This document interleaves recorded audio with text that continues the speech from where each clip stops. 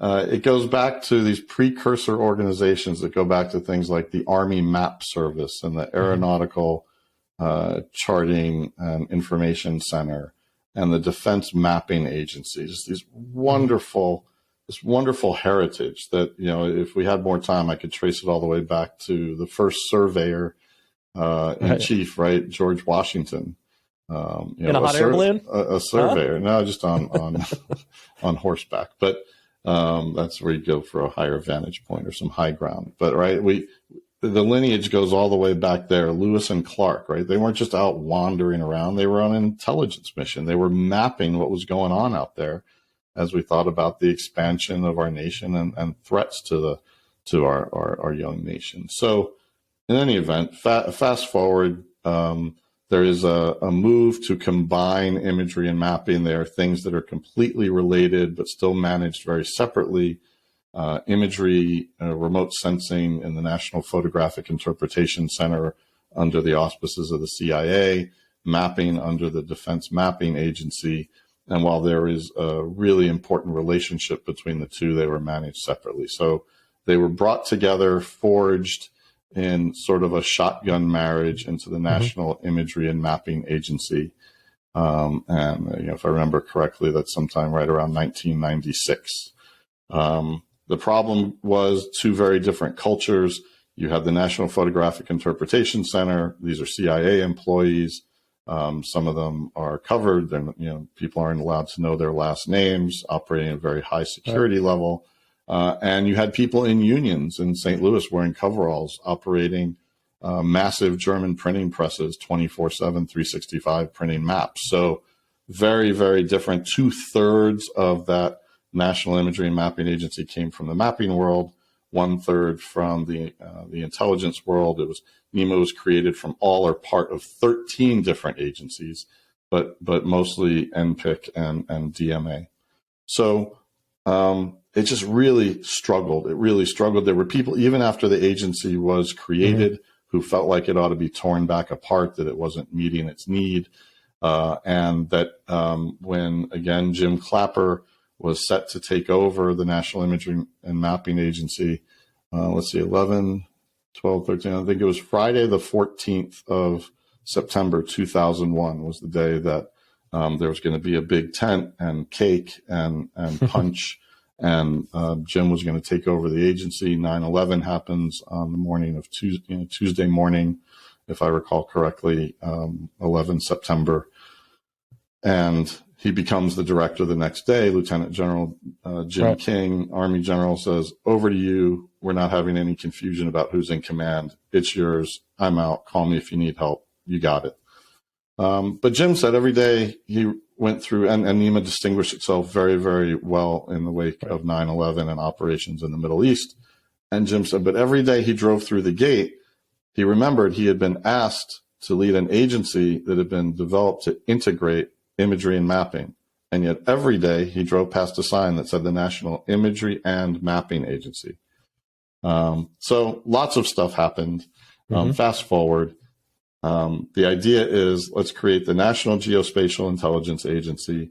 Let's get rid of the word imagery. Let's get rid of the word mapping, but let's keep intelligence and keep geospatial to celebrate the heritage that I described, and get rid of what I refer to as the divisive ampersand, and take on the magic hyphen. Because one of the things that was really disconcerting, and if you've ever worked in the Beltway, you understand this, is that National Imagery and Mapping Agency was 4 letters, and all the cool agencies were 3 letters. And this was a problem, and NEMA always felt like a second-class citizen. So by making it the National Geospatial-Intelligence Agency, the magic hyphen makes that 3 letters NGA, and not NGIA. And so that was really important. But it also marked an important point to say we are going to celebrate our history, but we are going to move forward thinking about this differently in an integrated way. And it was really, really important to the workforce, to the culture, to getting on with this idea of integrating these disciplines and thinking about it in a different way as applied to operations and the needs of the customers. So this takes place, and now I will finally get to the answer of your question. No, that's the idea story. this happens, and it's enshrined in law in the NDAA and signed into law in 2003. So the FY 2004 National Defense Authorization Act. So it is signed. It goes into effect on 1 October 2003. There is a celebration where industry and academia and government come together in New Orleans, sponsored by a number of the major industry partners. 11 partners came together at the time, and it was remarkable. It was truly a celebration and acknowledgement of why this was important and how this came together. And, George Tenet was there, and Jim Clapper and Mike Hayden, the director of now NGA and the director of NSA, were on the stage together. They gave a joint keynote about the power of integration. And the organization that these business people and the government had asked to run it just had some challenges with it and didn't really embrace the idea of what the opportunity space was. So the event happens in October of 2003.